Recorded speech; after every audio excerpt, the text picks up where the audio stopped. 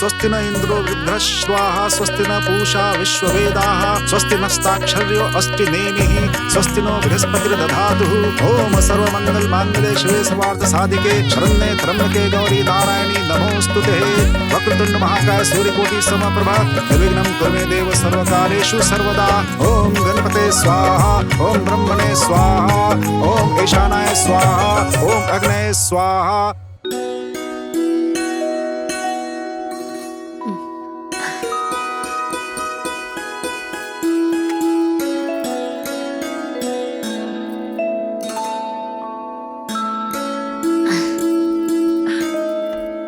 अरे हम हैं।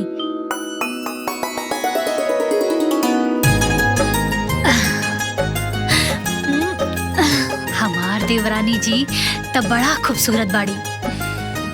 अच्छा ये बताई देवरानी जी कि पढ़ले लिखले बाड़ू ना? जी दीदी। तो नौकरी काहे ने खुका ले?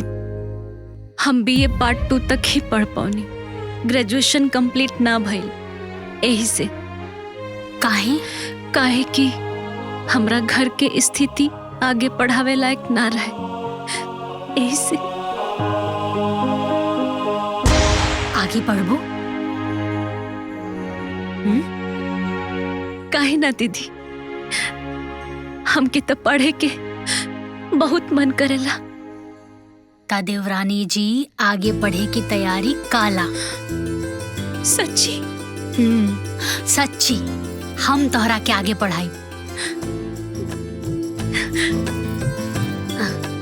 सच में जेठानी होके तरवा जैसन। अरे हम जेठानी उठानी ना है, हम तोहार बड़ बहिन है।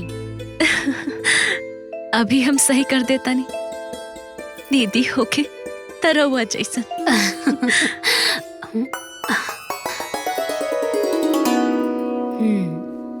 देवर जी अवते हुई हैं।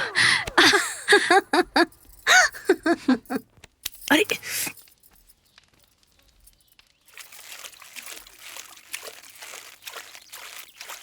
अरे बाबूनी तनी जल्दी खाना निकाल दी ना। क्या बतानी?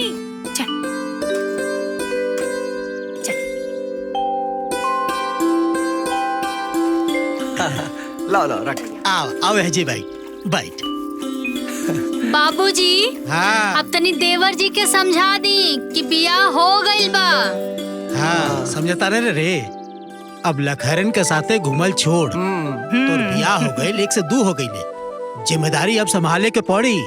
सही कहा था बाबूजी, अब जिम्मेदारी तो संभाले के पड़ी। वैसे हम सोचा थे कि 2 सावाल नस्ल के अब बच्चिया लेके इनके दिया जाओ। हाँ आओ बहू, मिलजुल के काम कर लिहल जाए। ठीक बात। अरे रुका छुटको। अरे का अम्मा जी, अभी घर में नया नया कन्या आइल बिया और रउआ ओकरा से काम धाम करवाओ तानी। अरे हमार छुटको घर के काम धाम ना करी, हमार छुटको तो आगे की पढ़ाई करी, पढ़ाई। ओए होए होए होए होए, अरे हमरा इतना समर्थ कहाँ बाकी आगे पढ़ाई। हाँ मतलब ना तो ठीक बा है ना, हम ही घर के हो के ना पढ़ पैनी तो मतलब जुमे आयल बढ़ के पढ़ लिए। हाँ अरे देवर जी रउआ पढ़ाई के समय तो जाके ऑर्केस्ट्रा देखत रहनी, तब पढ़ाई कहाँ से होई? ए नाच पिटना भुला गईले का रे? ऑर्केस्ट्रा से तो के पकड़ के हम ही न लिया उतरनी। ए छोटकी दुल्हन सुन ले, ना तो बिगड़ के माटी हो गल होतन। सुन ला। अरे हम तो अपन देवरानी जी से कह देले बानी कि वो आगे पढ़ी, और रउआ लोग भी सुन ली कि हमार छुटकी आगे पढ़ लिख के बुलबुल चाची की पतोह के निया नौकरी करी, नौकरी। तो हर दिमाग खराब हो, कहाँ से होई? बुलबुल चाची के पतों का पढ़ाई का खर्चा उनके नैहरे से आवत रहल। अरे अपन छुटकी के हम पढ़ाई। अच्छा घर में कोनो बैंक लगल के खटखट खटखट खटखटाई हैं? वैसा ही जानो तो कि शादी ब्याह में जो खर्चा भला ओकर लेन देन का अलग टेंशन, आ दुआरे पर 4 गो गोरू बांधल ओकर अलग टेंशन, आ खेत में काम करे को ओकर अलग टेंशन, आ तोहार 16 शेर चलत था। अरे हम रउआ लोगन से 1 रुपया ना लेब, सब हम कर देब।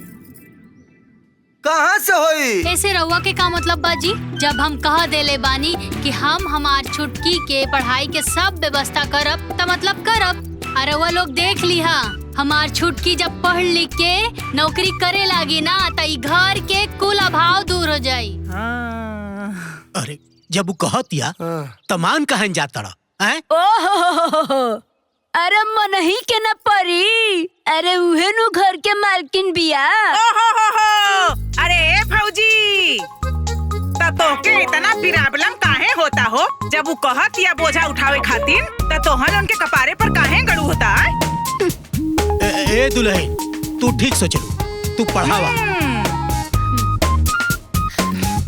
अरे जो जी दीदी।